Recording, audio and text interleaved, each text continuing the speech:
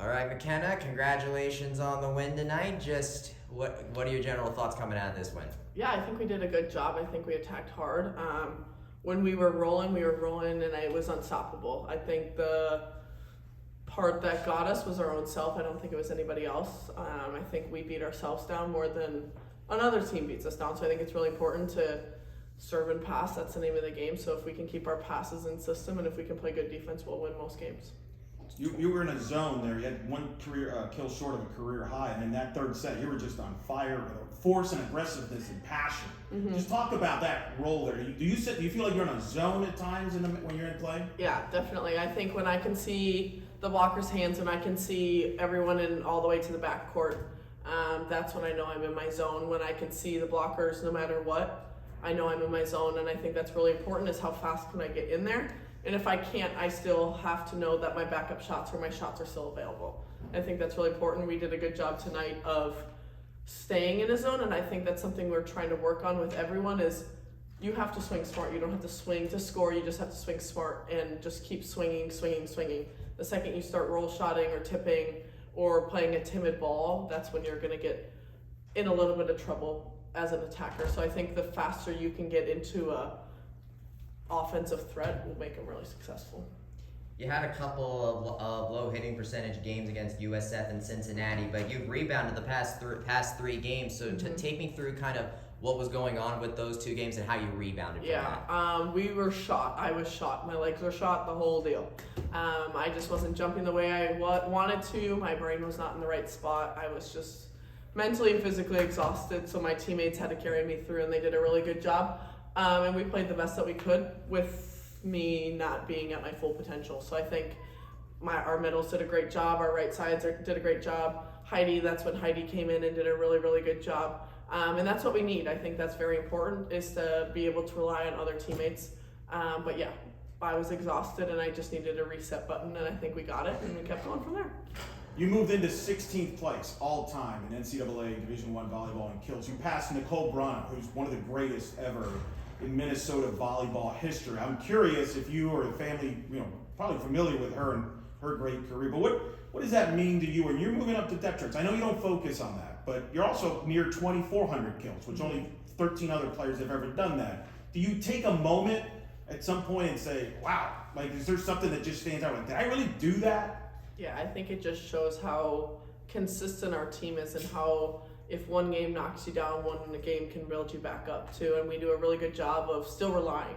I think Amber does a great job of still relying on me and still trusting me with that ball. So when you have a rough game or you're not playing or you make an error, she's coming back to me, and that's showing in the numbers is that she trusts me. And Erin Olsen, when she was setting, she trusts me, and I think that's very important, is to have trust in your hitters.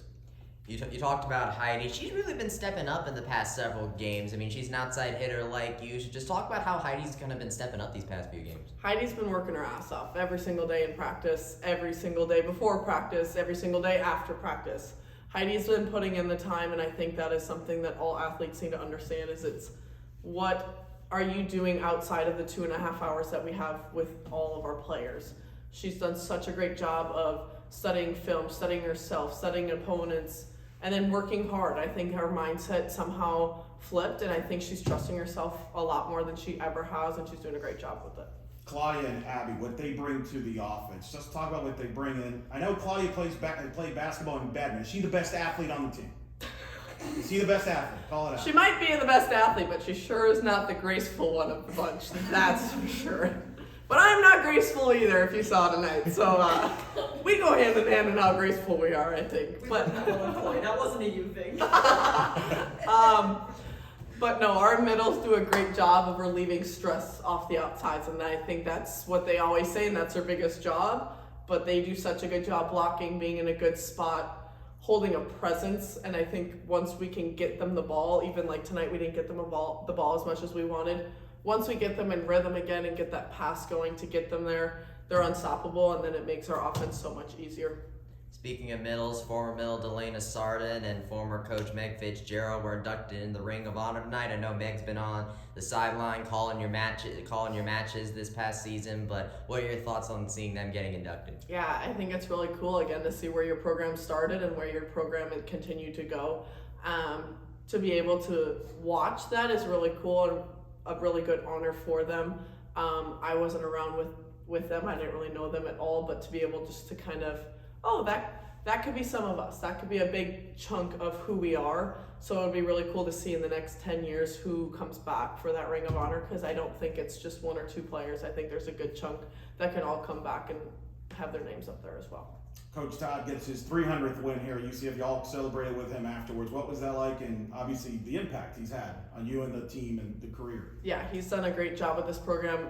I think he's been here for 15 yeah. years now. So he's kind of been through a lot, but I think this last few years he's really put an emphasis on what players know and how do we know it, and taking what we know and growing with it. And I think that's something super important as a coach is, okay, player A knows this much, but I can get her to know more by the end of the season. How much you know about volleyball goes the longest way, and he's done a great job of letting us learn mentally the parts of the game that we need to. Maybe not so much physically, but what we need. Is that something you picked up from him that you might apply when you go into high school coaching? Is that something you picked up? Talk about the influence he's had that you might pick up when you get into coaching. Yeah, I think volleyball IQ is just your biggest part of the game. If you don't have the volleyball IQ, if you don't have the physical or the mental capability of succeeding, you're never going to succeed. You could be the best athlete you ever want. And he does a good job of recruiting. Jenny does a good job of recruiting the brain, not necessarily the athlete, but the brain. And I think that's a really big key in the push of volleyball is recruit the brain, not the athlete. Coach Dagenet question.